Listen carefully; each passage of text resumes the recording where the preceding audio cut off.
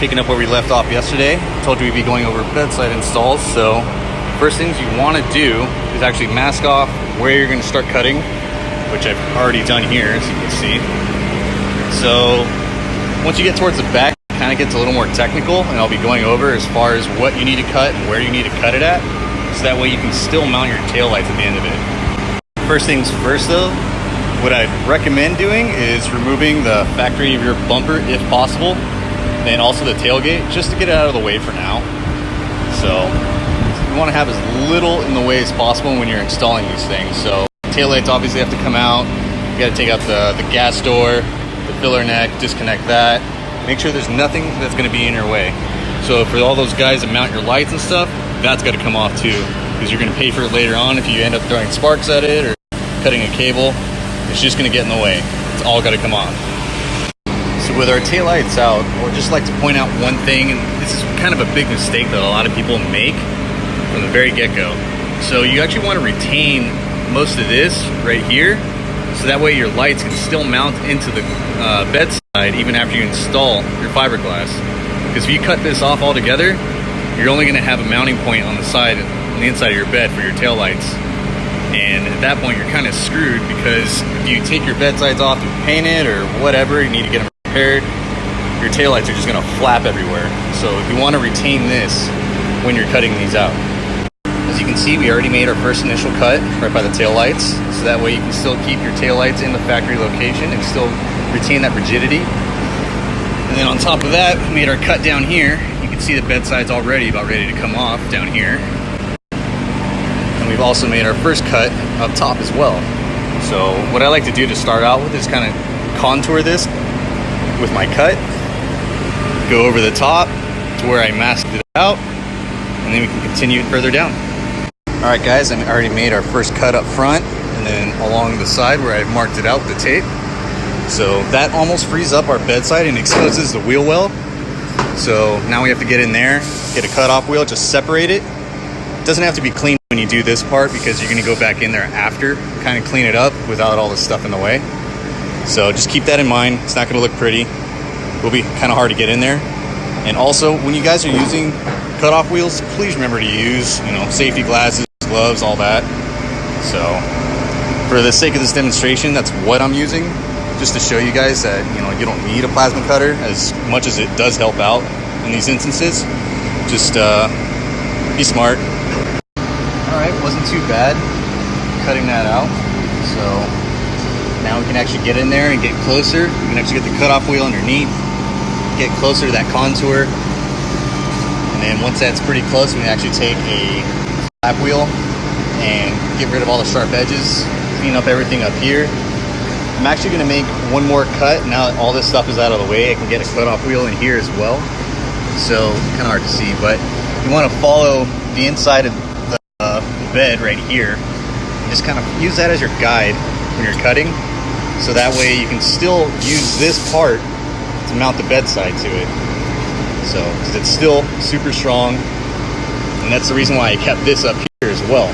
You want to keep as much of the bed intact still, and try not to leave any, movable parts. You want to keep this all together, so you don't want to separate this, otherwise you just lose the strength of that bed.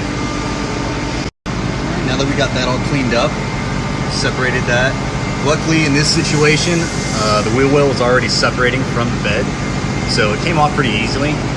Sometimes you guys will have to grind off the rivet, or if you have a spot weld cutter, that works too. But clean up all the rivets. So that came off pretty easily in this situation. So got the front all cut up, cleaned up for the most part. Now we are not done cutting. There is still going to be more trimming involved. That's one thing you guys need to understand about installing fiberglass. It is not like stamped sheet metal when you just replace a quarter panel. This is going to take a lot of work, and you have to be very patient when you do this. So please keep that in mind. Don't try to rush it, otherwise you will screw up the whole install. Alright guys, so we're going to get to the bedside portion of this. So what I'd like to do initially is kind of mark out a line as far as where I'm going to be cutting exactly. So granted, this is kind of the max you want to cut off. So this is kind of just a reference. You don't want to take off that much to start with. should always just kind of like work your way towards it. If you take off too much, then you're just gonna have a gap between your taillight and your bedsides, and it's just gonna look really bad. Like I said before, you guys have to be patient when you're doing these installs, okay? So every install is gonna be different from the previous one. So, and if you're doing this for the first time, you know, it's kind of hard to say like it's gonna happen exactly how I did this install, but you gotta be patient with it. Could get a curveball thrown in there somewhere, but I'm gonna try to get this as close as I can for you guys for all your installs. So, like I was saying before, you need to take off material as you go instead of just making this huge initial cut. Otherwise, who knows, it might be wrong and you could just have this huge gap. So you kind of just want to work your way towards that line as opposed to just cutting it from the get-go. Alright, so we actually ended up cutting up to our line.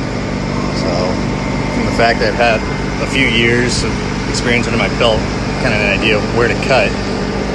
But everything fits pretty well, and the tail light still fits in pretty good. I may need to manipulate the bedside a little bit and bring it down, just so that way it clears the tail light a little bit better. But like I said before, these bedsides or fiberglass in general is not going to just fit perfectly every time. You're going to have to manipulate it a little bit. So just be patient. As you can see, this kind of like contours to the right. So what I typically do for the back side of this to keep this secure, I like to actually weld a tab off the back of the sheet metal right here, or even make like a bracket that bolts to this just to keep it sturdy. But I'm gonna have to cut that, straighten it out, and then on top of that, I'm gonna do a dovetail. And then also on top of that, when we were trying to fit this up, I noticed that there was kind of a huge gap as far as between the bedside itself and the bedside. So I brought it a little bit closer, but what I had to do was actually trim the sheet metal a little bit in this corner. I'll take a picture for you guys shortly. But this had to be trimmed in order to bring the bedside further back, so that way I can actually get the taillight in there properly and everything fit up right.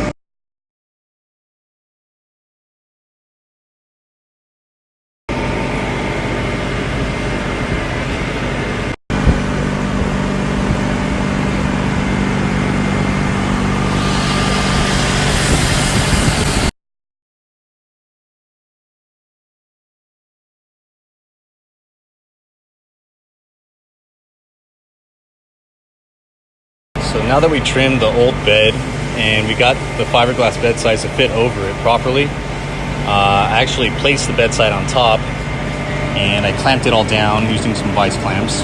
So I did one up front and in the rear. And then once I figured out where I was going to set it, I actually started marking out my holes as far as the spacing goes as well. So what I typically use is you can use stainless steel or just maybe some cheap hardware from Ace if you want to just get by for the meantime. Some Fender Washers you can either get from Mackenzie's, Cartex, CWF, Kibitech, Camberg. Most shops do carry them, so they're roughly $4 depending on where you go. But it actually came out pretty nice.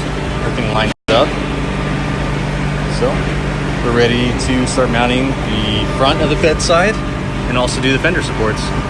So next what we need to do is secure the fiberglass to the stock bedside. So what I like to do is actually weld a tab right on the inside.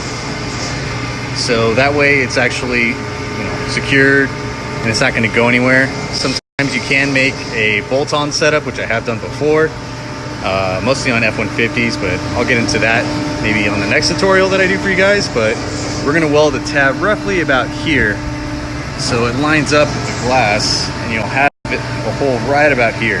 So once again, we'll put another fender washer, and then once this is in place, I can actually trim this so that way it's straight. All right, now that we got our tab all welded on, so what I first did was actually weld the seam first, so that way it doesn't separate over time. And then I did another weld over the top of that. So once that's cooled off, you actually just kind of eyeball it, and I just send a drill through it. I've gotten pretty good at this, but you can always take a tape measure, see how far the hole is on the tab, and kind of just replicate it out here and then drill your hole. So now it's all cooled off, we can actually just put our hardware in there and put our taillight back in. Next we're going to do the dovetail on this glass. finish it all up, and then we can start working on our bedside supports. To achieve this look, what I did first was mask this all off. You can kind of still see the line there. And once I kind of got an idea as far as what it was going to look like, I used that as my guide for my cutoff wheel. And I just slowly followed that and trimmed accordingly. So now all I have to do is clean it up with a 90 and we are done.